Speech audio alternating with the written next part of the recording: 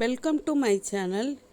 இன்றைக்கி ஒரு long frock ஆல்ட்ரேஷனுக்கு வந்திருக்கு. ஆல்ட்ரேஷன்னா ஃபுல்லாகவே கட் பண்ணி ஸ்டிச் பண்ண சொல்லியிருக்காங்க. ஒரு தடவை அவங்க யூஸ் பண்ணோன்னே எல்லாம் பிரிஞ்சிருக்கும் போல். ரெண்டாவது கொஞ்சம் லூஸாக இருந்திருக்கு.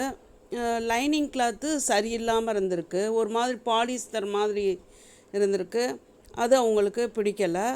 ரெண்டாவது உள்ளே கொடுத்துருக்க அந்த லைனிங் கிளாத்து வந்து அகலமாக இல்லை, கீழே விரிவாக இல்லை, கொஞ்சம் தடுக்கின மாதிரி இருந்திருக்கு அவங்களுக்கு.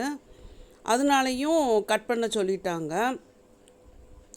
பாடியில் மேலே அந்த செஸ்ட்டில் உள்ள பேடை எடுத்துட சொல்லியிருக்காங்க. பேக்கில் வந்து ஜிப்பு வைக்கணும். அதாவது கழுத்து வந்து கொஞ்சம் ஏற்றியே இருக்குது, ஃப்ரண்ட்டு அப்படியே இருக்கட்டும்ட்டாங்க. பேக்கில் மட்டும் ஜிப்பு வைக்க வேண்டியது இருக்குது. ஸ்லீவ் வந்து இது எல்போக்கும் கீழே இருந்தது, அதை கட் பண்ணி பப் ஸ்லீவாக இல்லை நார்மல் ஸ்லீவாக ஆக்க சொல்லியிருக்காங்க. இதில் நான் எல்லாமே பிரிக்காமல் ஒன்று கட் பண்ணி எடுத்துட்டேன். அப்படின்ட்டு தனித்தனி பீஸாட்டு பாவாடை பகுதியை 8ஆக மடித்து போட்டிருக்கோம். இது பாடி பகுதியை அப்புறம் பார்ப்போம்.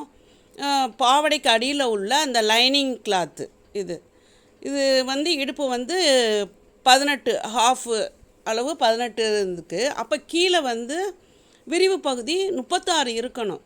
அதாவது அதை விட டபுளாக இருந்தால் தான் தடுக்காமல் இருக்கும் நமக்கு. இது வந்து 30க்கும் கொஞ்சம் கம்மியாக தான் இருந்தது.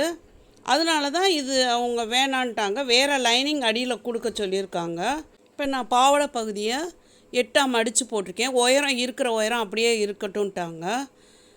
இப்போ இடுப்பு வந்து 38 இன்ச்சு வச்சு தான் நம்ம இப்போ கால்குலேட் பண்ண போகிறோம். இதில் நம்ம 8 பேனல் போட்டு தான் கட்டிங் பண்ண போகிறோம். அதனால் ஆனால் இடுப்பு 36 தானே, 38 போட்டிருக்கேன்னு நீங்கள் நினைப்பீங்க. அதை நான் ஸ்டிச் பண்ணும்போது உங்களுக்கு சொல்கிறேன். 8 பேனல்னால் 8ஆல் டிவைட் பண்ணிக்கணும். 8ஆல் டிவைட் பண்ணால் நமக்கு 4.25 வருது. அதோடு 1 இன்ச்சு தையலுக்கு சேர்த்துக்கிடணும். 2 சைடும் ஜாயின் பண்ணுறதுக்கு அரை இன்ச்சு. 5.25 தான் மேலே வந்து நம்ம பேனலில் குறிக்க போகிற இடுப்போட அளவு. ஒரு பேனலுக்கு மேலே இடுப்பு பகுதியில் 5.25 இருக்கும். 8 இருக்கான்னு செக் பண்ணி பார்த்து சுருக்கு இல்லாமல் பின் பண்ணி போட்டுக்கோங்க. மேலே வந்து 5.25னா கீழே வந்து அதை விட டபுளாக இருக்கணும். இப்போ 5.25 இன்ட்டு 2னா 11 தான் கீழே உள்ள பகுதி. இது எப்படி குறிக்கணும்னு இந்த ஸ்லேட்டில் உங்களுக்கு மார்க் பண்ணுறேன். மேலே 5.25னா பாவடையோட கீழ்ப்பகுதியில் அப்படி டபுள் ஆகணும் 11. இதே மாதிரி தான் நம்ம பாவாடையில் இப்போ மார்க் பண்ண போகிறோம். இது 5.25. இப்போ மேலே வந்து நமக்கு 5.25. அதை அப்படியே குறிக்கக்கூடாது. முதல் சென்ட்ரு மார்க் பண்ணிக்கணும். சென்ட்ரு மார்க் பண்ணிக்கிட்டு அந்த 5.25 2ஆக பிரிச்சுக்கிடணும். 5.25 2ஆக பிரித்தா 2.25.1. அப்போ நம்ம குறித்த சென்டரில் இருந்து ஒரு பக்கம் 2.25.1, இந்த பக்கம் 2.25.1 குறித்தா அந்த இடுப்போட அளவு வந்துடும். நமக்கு 5.25 வந்துடும். கீழே வந்து நமக்கு மார்க் பண்ண வேண்டியதில் அளவு சரியாக இருக்குது 11. இப்போ வந்து அந்த பார்டர்லேருந்து மேலே 4 இன்ச்சு மார்க் பண்ணிக்கோங்க. மார்க் பண்ணிவிட்டு டேப் பண்ணி இந்த புள்ளியிலேருந்து கீழே 4 இன்ச்சு குறித்தோம்ல, அது வரைக்கும் கிராஸாக கோடு போட்டுட்டு இந்த சைடும் பார்டருக்கு மேலே 4 இன்ச்சு மார்க் பண்ணிவிட்டு மேலே இடுப்பில் மார்க் பண்ணியிருந்தோம்ல அந்த இடத்துல இருந்து அந்த 4 இன்ச்சு வரைக்கும் டேப்பை வச்சு கிராஸாக டேப்பை இழுக்காமல் அப்படியே கோடு போட்டுறணும். இப்போ நம்ம 2 பக்கமும் கோடு ஈக்குவலாக வரணும். அப்படி போட தெரியலைன்னா நம்ம ஒரு சைடு மட்டும் கோடு போட்டுட்டு டேப்பை வச்சு இது அப்படியே டபுளாக மடித்து நம்ம கட் பண்ணிக்கலாம். 2 பக்கம் கோடு போட வேண்டிய அவசியம் இல்லை, மடிச்சுக்கிடணும். மடித்து பின் பண்ணிவிட்டு அதுக்கப்புறம் வெட்டிட்டா 2 பக்கம் உள்ள அந்த கோடு வந்து ஈக்குவலாக வரும். ஒவ்வொருத்தவங்களுக்கு போட வராது, 2 பக்கம் ஈக்குவலாக வராது. டேப்பை வச்சு போட்டாலும் வராது. சப்போஸ் இந்த லாங் ஸ்கேல் வச்சு போட்டால் கூட வரும். அது இல்லைன்னா நீங்கள் ஒரு பக்கம் மட்டும் டேப்பை வச்சு கோடு போட்டுட்டு இன்னொரு பக்கம் கோடு போடாமல் இப்படி துணியை நான் இப்போ மடித்து வெட்டுறேன் பாருங்க. ஆனால் இப்படி வெட்டும் போது சிசர் நல்ல சிசராக இருக்கணும், இல்லைன்னா இந்த கஷ்டமாக இருக்கும். எனக்கே கஷ்டமாக தான் இருந்தது.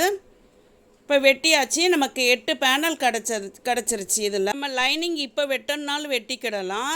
இதே மாதிரி பேனல் மாதிரியே வெட்டியும் எல்லாத்தையும் ஒன்றா வச்சு அடியில் அந்த லைனிங்கை வச்சு ஜாயின் பண்ணிக்கலாம். இல்லைன்னா இந்த மெயின் கிளாத்தை ஜாயின் பண்ணிவிட்டு அடியில் நம்ம இன்ஸ்கர்ட் மாடல்லையும் லைனிங் கிளாத்து கட் பண்ணிக்கிடலாம். அடுத்து இது பாடி பகுதியில் பிரித்து அந்த பேடெல்லாம் எடுத்து போட்டாச்சு. ஆம்கோல் மட்டும் அவங்களுக்கு ப்ளவுஸில் இருந்த மாதிரி டைட்டாக இருக்குது. நாங்கள் அப்போ கொஞ்சம் இறக்கி வெட்டணும். நம்ம ஃபஸ்ட்டு இப்போ கால் மார்பு சுற்றளவு பார்த்துக்கிடுவோம். அவங்களுக்கு அளந்ததில் 35 இருக்கும், ஒரு நேரம் 36 இருக்குமா, முன்ன பின்ன ஆகும். நம்ம 38 வச்சு தான் இந்த பாடி பகுதியை நம்ம கட் பண்ணணும். ஏன்னா இது ப்ளவுஸ் மாதிரி இருக்கக்கூடாது, கொஞ்சம் லூஸாக இருக்கணும். அவங்க அப்படி தான் கேட்டிருந்தாங்க. 38 4ஆக பிரித்தோம்னா 9.5 தான் கால் மார்பு சுற்றளவு. அதாவது லூஸாக அவங்களுக்கு கொஞ்சம் ரொம்ப ஃபிட்டாக வேணான்ட்டாங்க. அப்போ இந்த அளவு பிடிச்சி தைக்கணும், நம்ம வெட்ட வேண்டாம், பிடிச்சி தைச்சிக்கலாம். அதே மாதிரி ஷோல்டர் வந்து கொஞ்சம் அதிகமாக தான் இருந்தது, ஒரு 8 இன்ச்சு போல் இருந்துச்சு. அவங்க போட்டிருந்தப்ப அந்த ஷோல்டர் வந்து கைக்கிட்ட தோள்பட்டை விட்டு இறங்கி இருந்துச்சு. அது வந்து ஈக்குவலாக வேணும் நாங்கள் கரெக்டாக ப்ளவுஸ் மாதிரி. அப்போ நம்ம ஷோல்டரை வந்து கொஞ்சம் குறைச்சி போட்டுக்கிறோம். போட்டு அப்படியே ஆம்கோலையும் கீழே இறக்கி வெட்டிக்கிறோம். ஒரே டயத்தில் ஆம்கோலையும் ஷோல்டர் அகலத்தையும் நம்ம சரிப்படுத்தியாச்சு. அடுத்து ஃப்ரண்ட்டில் ஆம்கோல் கவர் எடுத்து கட் பண்ணிடணும்.